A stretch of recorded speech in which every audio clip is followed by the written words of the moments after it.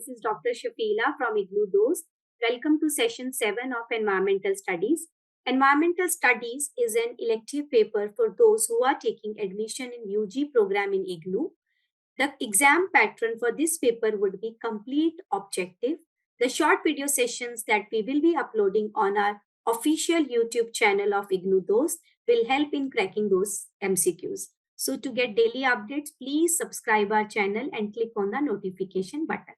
So let's start with the first question of session 7. So first question is, which human activity can decreases oxygen levels present in the atmosphere?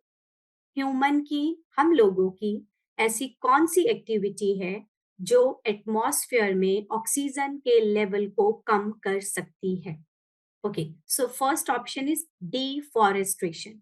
अगर हम पेड़ काटते हैं, deforestation करते हैं, तो oxygen का लेवल जो है वो कम हो जाता है. दिस इज ट्रू, क्योंकि सबको पता है photosynthesis. So by a process of photosynthesis plants they are using CO2 and they are producing oxygen. ठीक है, so this is the process of photosynthesis.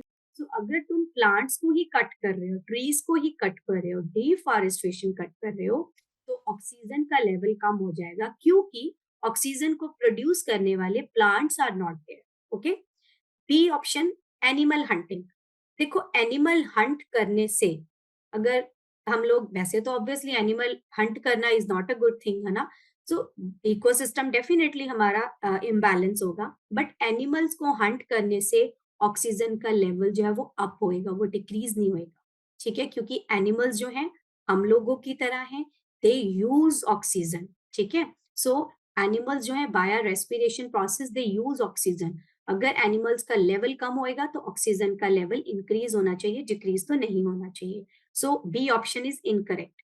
Mining. So mining करने से ऑक्सीजन का level increase decrease relation में, direct relation में this is not there. Mining करने से water pollution होएगा, माइनिंग करने से एयर पोल्यूशन होएगा, माइनिंग से नॉइज पोल्यूशन होता है, but direct it is not related to the decrease और increase the level of oxygen. Clear? So answer of first question is option A. So that is deforestation. So कौन सी activity human की oxygen level को decrease करती है, atmosphere के oxygen level को decrease करती है? So that is deforestation. Next question. A large number of interlinked chain in an ecosystem together forms a. अब हम लोगों ने हमारे सेशन 6 में क्वेश्चन करा था, जिसमें we did have an option food chain का. ठीक है, सो फूड चेन हमने बात करी थी कि it is a chain, it is a flow of energy from one organism to another organism. ठीक है, from one trophic level to another trophic level. So अगर वैसी बहुत सारी चेन्स आपस में इंटरलिंक करती हैं, ठीक है, so that interlinkage of the chains, interlinkage of the food chain is known as food web. Web मतलब नेटवर्क, जाला. So network. अच्छा, अभी एक और मैं आपको क्वेश्चन बता रही हूँ. फूड वेब, फूड वेब की इंपॉर्टेंस क्या है? देखो, अभी हम लोगों ने बात करी फूड चेन. ऑब्वियसली अगर प्लांट्स होंगे, प्लांट्स के ऊपर कोई ऑर्गेनिज्म डिपेंड करता है, उसके ऊपर दूसरा ऑर्गेनिज्म डिपेंड करता है, या हम लोग डायरेक्टली प्लांट्स के ऊपर भी डिपेंड करते हैं for the energy, for the food. ठीक है, तो ये तो आपकी फूड चेन है. लेकिन फूड वेब क्या है? अगर वैसी ही फूड चेन का इंटरलिंकेज है, नेटवर्क है, ठीक है, जाला है, वेब है, so that is food web. अब फूड वेब जो है उसकी क्या जरूरत है? What is the need of food web? What is the need of complex food web when we already have a simple straight food chain? जब already हमारे पास फूड चेन्स है, तो हमें वो कॉम्प्लेक्स सा स्ट्रक्चर फूड वेब की हमें क्या जरूरत है? ठीक है, सो क्या जरूरत है? Food web helps in balancing our ecosystem. क्योंकि अभी हम लोगों ने लास्ट सेशन 6 में भी हम लोगों ने बात करी. अभी भी अगर मैं आपको फूड चेन की एग्जांपल दूं, for example a simple food chain is grasses. Grasses के ऊपर फीड करा ग्रास ओपर ने, ग्रास ओपर के ऊपर फीड करा माउस ने, माउस के ऊपर फीड करा स्नेक ने, स्नेक के ऊपर फीड करा ईगल ने. So this is a food chain. Suppose बीच में से माउस एक्सटिंक्ट हो जाते, ठीक है, माउस किसके ऊपर फीड कर रहा था? ग्रास ओपर के ऊपर. एंड माउस के ऊपर कौन फीड कर रहा था? स्नेक फीड कर रहा था. बट बीच में से आपने तो माउस को ही खत्म कर दिया, ठीक है, एक्सटिंक्ट हो गया, सो फूड चेन आपकी खत्म होगी, इकोसिस्टम इम्बैलेंस हो गया। सो इकोसिस्टम को बैलेंस करने के लिए हमारे पास क्या है, फूड वेब है, जाला है, नेटवर्क है, ठीक है। अगर माउस एक्सटिंक्ट हो जाता है then there will be another organism which can play the role of mouse. अगर ग्रास ओपर को माउस नहीं खा सकता तो ग्रास ओपर को कोई और ऑर्गेनिज्म खाएगा। अगर स्नेक के लिए माउस नहीं है तो स्नेक किसी और ऑर्गेनिज्म के ऊपर फीड कर सकता है। फूड वेब होता है जिसमें एक ऑर्गेनिज्म एक सिंगल फूड चेन में नहीं बट वो मल्टीपल फूड चेन में अपना एक रोल प्ले करता है, and food web helps in balancing our ecosystem. So the number of large number of interlinked chains in an ecosystem together forms a food web. So answer is C. Next question. The type of forest grown in Himalayan mountain region is called.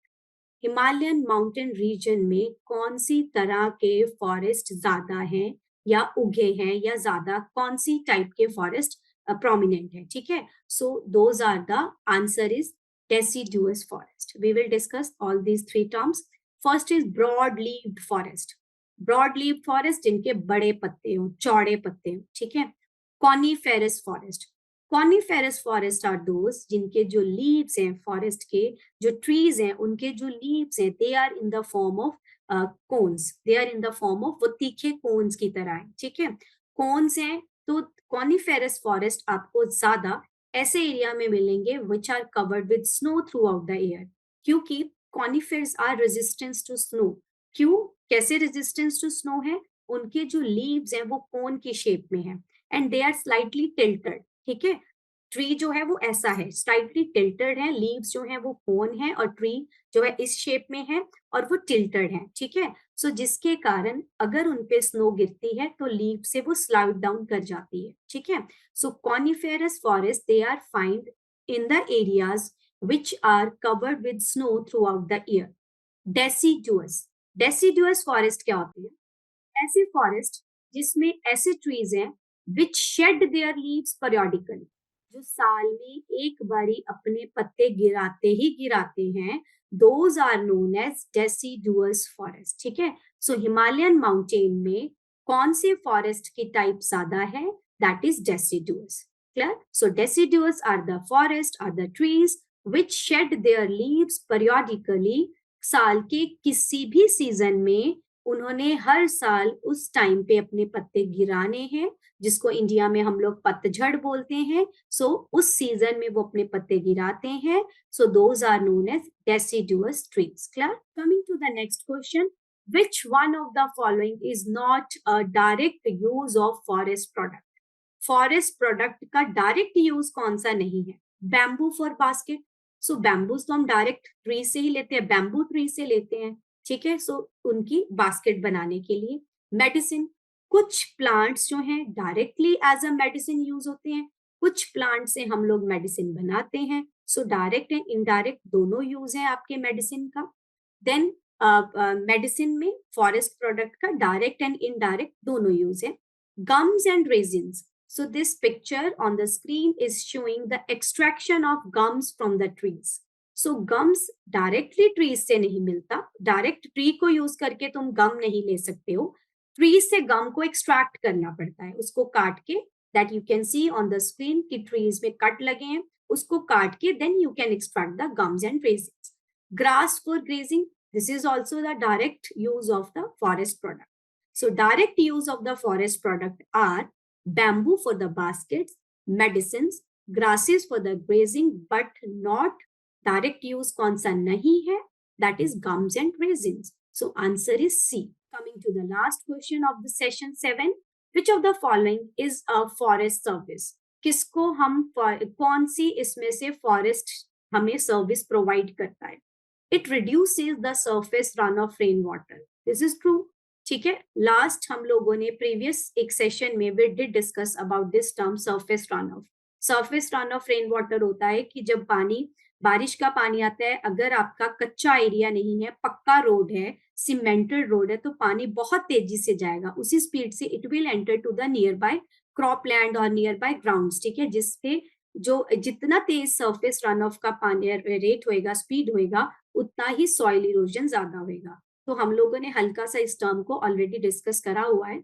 So it reduces the surface runoff rain water, this is true. अगर उस पानी की speed इतनी तेज है but बीच में अगर trees आ जाते हैं, बीच में अगर फॉरेस्ट आ जाते हैं, तो forest surface runoff water की जो स्पीड है उसको कम कर देता है। So this is the service provide by the forest, this is true. It prevent soil erosion, so ये जो फर्स्ट ऑप्शन है उसी का आउटकम है। ठीक है, अगर सरफेस रन ऑफ का जो वो है स्पीड है वो रिड्यूस होता है, ठीक है, तो आपका जो पानी जो सॉइल इरोजन है वो कम होता है। अच्छा, फर्स्ट ऑप्शन में इसको मैं अगर दोबारा पढ़ूं, it reduces the surface runoff rain water, it reduces the rate of surface runoff या speed of surface runoff. ठीक है, मतलब पानी जो सरफेस से भागता है, ठीक है, रेन वाटर उसका स्पीड कम करता है। क्लियर? तो ए ऑप्शन में स्पीड वर्ड को आप इंट्रोड्यूस करोगे। देन बी है ये सॉइल इरोजन को प्रिवेंट करता है। ऑब्वियसली अगर ए है सरफेस रन ऑफ का स्पीड कम है तो सॉइल इरोजन जो है वो आपका क्या है, कम होएगा। It regulate the local temperature, ये तो हम सबको पता है कि फॉरेस्ट जितने ज्यादा हैं उतना आपका टेम्परेचर जो है इट विल बी बैलेंस्ड। ठीक है, सो रेगुलेट करने के लिए, टेम्परेचर को रेगुलेट करने के लिए फॉरेस्ट की जरूरत है। They help in clouds, they help in like getting the rainfall, है ना। फॉरेस्ट जो है उनके कारण आपका जो लोकल एरिया का टेम्परेचर है वो रेगुलेट रहेगा। Clear? So answer is all of above. So which of the following is the forest service?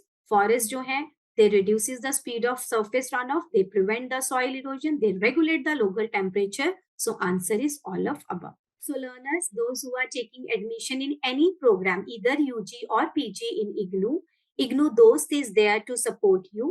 Via IGNOU Dost, we are providing live and recorded classes. We are also providing value-added notes. We are helping you for your examination through Exampedia. Our continuous support from the mentors will be there. Mentors will be helping for completing and submitting the assignments. They will be helping for career development, skilling, personal and social development. So we at IGNUDOS believe sirf naam ki nahi kaam ki degree. You can contact us or you can through call or through WhatsApp on the number given on the screen 7594939297, and you can also visit our website. So see you students for the next session. Bye.